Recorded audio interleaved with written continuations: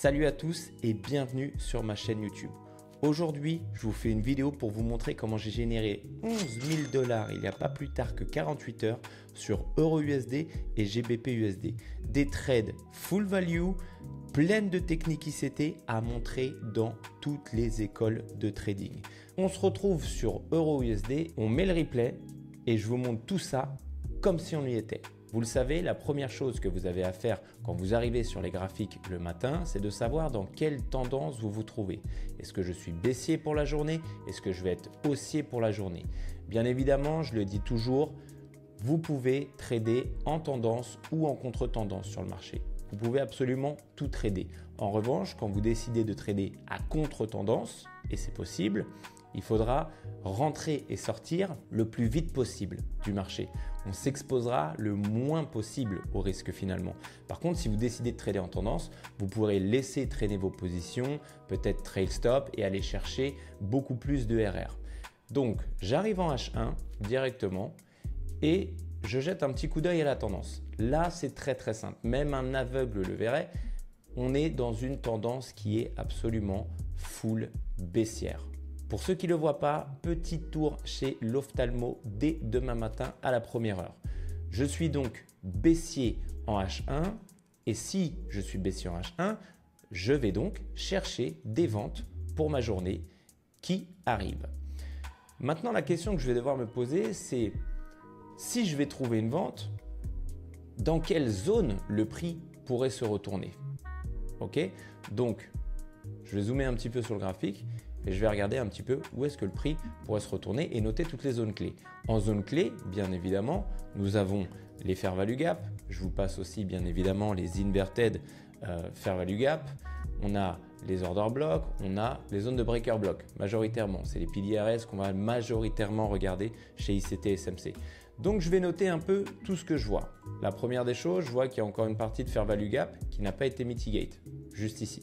Ok. La deuxième que je peux voir, c'est qu'ici on a un très beau double top, donc ça c'est de la liquidité. Ok. On a une zone bien évidemment d'order block juste ici à haute probabilité, très bien.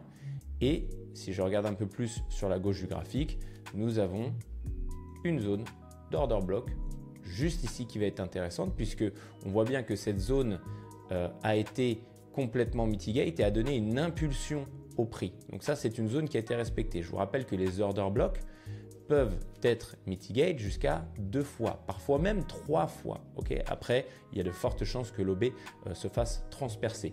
Donc, on le voit ici, hein, regardez l'order block qui est juste avant, juste là, a tenu. Il nous a donc donné une réaction dans cet order block pour redémarrer le flux baissier. Là, il est revenu, il a redémarré le flux baissier. Très bien. Donc, cet order block là va être intéressant. Celui-là. Et pourquoi? Parce qu'il communique. Ces deux order blocks qui communiquent. Vous voyez que la zone juste ici, c'est celle qui va nous intéresser. Donc, si je raffine vraiment la zone, j'aurais tendance à prendre cette zone-là. Exactement. Puisque c'est vraiment la zone où les deux order blocks communiquent. Ok, donc ça, c'est une zone qui est très pertinente pour que le prix puisse, pourquoi pas, se retourner. Et en plus de ça, nous aurons la prise de liquidité du New York High avant que le prix ne retourne dans cette zone, ce qui nous donnera encore plus de confluence. Et si toutefois le prix revenait dans cette zone de cette manière-là, on aurait quand même la liquidité de Tokyo qui serait prise, différents swing points de liquidité qui auront été saisis également, plus le haut de New York avant de retourner dans cette zone d'OB. Donc c'est une zone qui est très intéressante.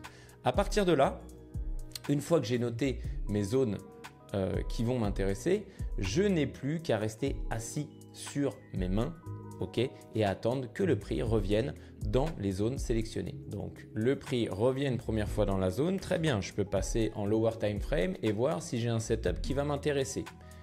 Est-ce que j'ai un setup qui m'intéresse? Absolument pas. On voit bien qu'on est dans une très belle accumulation, hein, vous le voyez, que le prix accumule. Et ça, c'est plutôt intéressant parce qu'en général, c'est souvent des départs de market maker sell model. Ok, si toutefois le prix venait à aller en haut, ça serait le départ d'un market maker sell model. Par contre, si le prix venait à manipuler vers la baisse, ça aurait peut-être été un départ de market maker buy model. Donc nous, comme on est baissier, on penchera plus pour le market maker sell model. Ok, donc on voit qu'il ne se passe absolument rien. Je retourne en H1 tout simplement et je vais attendre que le prix aille dans ma prochaine zone. C'est parti. Ok, là le prix intervient dans ma zone. Le prix intervient dans ma zone et en plus de ça, dans la session de New York. Je peux passer directement en M5 et là, qu'est-ce que je vois? Ce que j'attends depuis le début finalement, un réalignement de l'order flow. Qu'est-ce que c'est un réalignement de l'order flow? C'est quand le prix se réaligne avec la tendance globale. C'est-à-dire que moi, je suis baissier. Rappelez-vous, en higher time frame, je suis baissier. Okay, mais au moment où le prix arrive dans ma zone, le prix, il arrive en phase haussière. Donc, si je dois prendre une baisse, je dois attendre structurellement que le prix repasse baissier. Et comment attendre structurellement que le prix repasse baissier? C'est via le changement de structure, le Market Structure Shift, qui intervient juste ici. Donc, maintenant que je sais que je suis baissier, que le prix est revenu dans ma zone clé, ok, que j'ai attendu que le prix repasse baissier, tout ce que je vais attendre maintenant, c'est assez de momentum, donc de la fair value gap, du displacement, pour pouvoir me dire que je vais rentrer en position. Mais ce n'est pas tout. Regardez bien un peu ce qui s'est formé. Consolidation, réaccumulation. Donc la schématique de notre market maker sell model est bel et bien là. Et je vous le rappelle, le prix ne peut pas se retourner s'il n'est pas dans une zone clé institutionnelle. Arrêtez de penser que le prix peut se retourner à n'importe quel moment, c'est faux, il vous donnera des faux départs. Donc les retournements, les reversals, les smart money reversals interviendront absolument toujours dans une zone clé. Ok, donc là on voit bien qu'on a notre market maker sell model, original consolidation, réaccumulation, smart money reversal, mais en confluence on n'a pas que ça. On a bien évidemment saisi la liquidité de Tokyo, qui est une des liquidités les plus importantes également pour vous donner le biais de la journée. Je vous rappelle que quand on est au-dessus de Tokyo, on vend. Et quand on est en dessous de Tokyo, on achète. Ça, c'est une règle de base chez ICT également. Okay, donc là, on est au-dessus de Tokyo. Donc, on est censé vendre, ce qui corrèle avec notre biais fondamental qui était baissier, ce qui corrèle également avec notre market maker sell model qui se met en place. Et en plus de ça, regardez, on est overextended du Midnight Open. Cette ligne bleue que vous voyez ici, c'est le Midnight Open. C'est le vrai premium et discount. À chaque fois qu'on sera au-dessus du Midnight Open, on va chercher à vendre. Et à chaque fois qu'on sera en dessous du Midnight Open, on va chercher à acheter. Donc là, en confluence vendeuse, si on fait le bilan, nous avons biais journalier baissier. Nous sommes au-dessus de la session asiatique. Nous sommes au-dessus du Midnight Open et nous sommes dans une narrative de market maker sell model. Nous sommes dans une zone clé HTF. Vous voyez que mes 5 flèches indiquent absolument la même direction. Donc à partir de là, qui plus est, quand je sais que je suis en kill zone, ok, c'est une confluence supplémentaire non négligeable. Donc à partir de là, tout ce que j'ai à attendre, c'est assez de puissance, assez de momentum pour que je puisse exécuter en M5, tout simplement. Donc je laisse le prix se dérouler. Là, je vois que nous avons une très belle fair value gap qui apparaît juste ici. Ok, très bien. Le prix revient dedans, donc je peux complètement exécuter ma position, par exemple, soit à la clôture de la bougie, soit à l'ouverture de la fair value gap. Mettons l'ouverture de la fair value gap. Et maintenant, la question, c'est où est-ce que je vais mettre mon stop loss? Est-ce que je vais le mettre ici, ok, ou est-ce que je vais le mettre ici, ou même ici, par exemple? Eh bien, la réponse à cette question se fait par une autre question. Quel est mon TP? Quel est mon draw on liquidity? Et comme je sais que je suis dans une narrative, un contexte de market maker sell model et que dans les market makers sell model, le smart money reversal vient dans 99% du temps chercher l'original consolidation qui se trouve juste ici, j'ai ma zone de TP qui se trouve juste ici. Donc bien évidemment, je ne vais pas trader pour 1 R, donc je vais chercher 3 R, donc je vais baisser ma zone de stop loss jusqu'à 3 R, juste ici, voilà, et vérifier si toutefois c'est pas trop dangereux, si le prix peut avoir l'espace pour quand même respirer sans me faire stop loss. Ok? La réponse ici ne me convient pas puisque là nous avons, même en M5, ce qu'on appelle un order block à haute probabilité. Donc il se peut que le prix revienne jusque dans cet order block pour après redescendre. Donc pour me sécuriser, je vais mettre mon stop loss juste au-dessus de cet order block. Alors de mémoire, je suis rentré au comblement de cette fair value gap pour aller chercher un peu plus de RR qui nous donnait un RR de 3.3 et à partir de là, on laisse faire la magie du trading. Je suis déclenché au pips près et derrière, on va venir, selon la méthode, selon la technique, venir chercher le bas du market maker sell model, l'original consolidation. Donc ce trade est absolument parfait, la narrative a été comprise, le biais a été compris, toutes les confluences étaient de mon côté. Bien évidemment, je vous les note ici, vous avez donc l'original consolidation, ce sont les différentes étapes du market maker sell model. Vous avez juste ici la réaccumulation, et vous avez le smart money reversal qui se trouve ici, smart money reversal. Mais c'est pas tout parce que quand on regarde la schématique, il y a bien plus que ça. Vous êtes dans ce qu'on appelle un setup AMD, accumulation, manipulation, distribution. Ok, donc l'original consolidation est également l'accumulation. Toute cette phase juste ici est donc la manipulation. Et bien évidemment, la phase qui va suivre le smart money reversal sera la phase de distribution. Et si vous êtes des traders de reversal, bien évidemment, quand vous tradez des reversals, on veut se positionner ici. On veut toujours se positionner en fin de manipulation pour pouvoir encaisser la distribution. Mais n'oubliez jamais que la distribution commence toujours dans une zone clé HTF. Et cette zone clé HTF, je vous le rappelle, c'était notre order block H1. Maintenant, faisons un petit récapitulatif de tout ce qu'il faut connaître pour pouvoir encaisser ce genre de position. La première, il vous faut connaître les biais daily. C'est la première des choses. La deuxième, il vous faut connaître les market makers X model, donc les market makers sell model ou les market makers buy model. Il vous faut connaître les key levels. Donc les key levels, je vous le rappelle, sont les FVG, IFVG, breaker block, order block, HTF, bien sûr, toujours. Le concept de smart money reversal. Bien évidemment, le concept de la MD. OK, le Midnight Open, la liquidation de la session asiatique, donc Asian High ou Asian Low, et bien sûr l'exécution en LTF. Si vous connaissez 1, 2, 3, 4, 5, 6, 7, 8, si vous connaissez ces 8 principes, rien qu'avec ces 8 principes, vous pouvez être rentable à vie. Parce que je vous le rappelle, le trading, c'est un acquis à vie. Ça met longtemps à acquérir, mais une fois que vous l'avez, vous pourrez faire de l'argent tout au long de votre carrière de trader. C'était pour la position Euro-USD. Maintenant, on va aller faire un tour sur GBP-USD. Position qui a eu lieu le même jour. Je vous le rappelle, GBP-USD et Euro-USD sont corrélés puisque ce sont des paires en XXX-USD. Allons faire un tour sur ce qui s'est passé sur GU.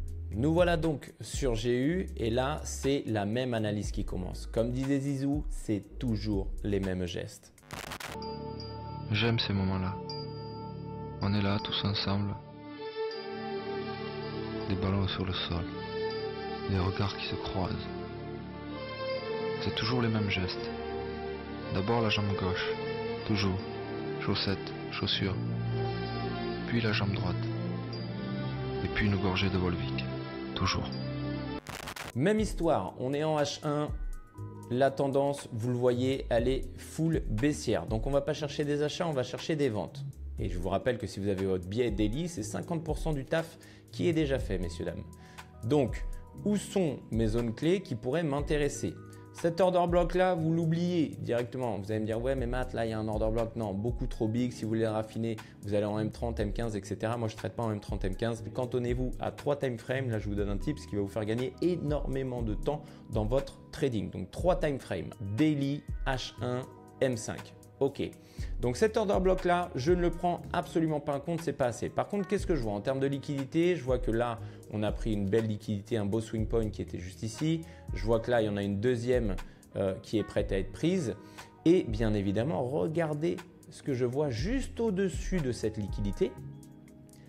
Une fair value gap qui a déjà été partiellement mitigate, mais pas totalement. Donc, j'ai toujours une fair value gap qui reste valable juste au-dessus de ce point de liquidité. Et ça, ce sont mes setups préférés. Donc, à partir de là, même chose, je vais rester patient, discipliné et je vais juste attendre que le prix revienne dans ma zone clé que j'ai tout simplement dessinée. En une bougie, c'est plié, le prix revient dans ma zone clé. Je peux d'ores et déjà passer en M5.